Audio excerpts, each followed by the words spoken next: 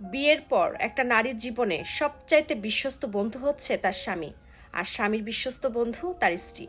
একটা বিবাহিত নারীর জীবনে সবচেয়ে বড় আশ্রয় বলেন, মাথার উপরে ছাদ বলেন, অভিভাবক বলেন, সেটা হলো তার স্বামী।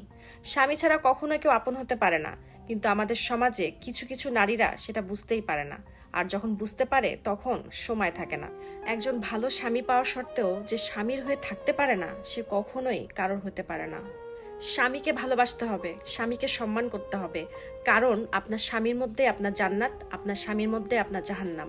আপনি যদি আপনার স্বামীর মন খুশি করে চলতে পারেন, তাহলে আল্লাহ আপনার জন্য জান্নাত সহজ করে দিবে।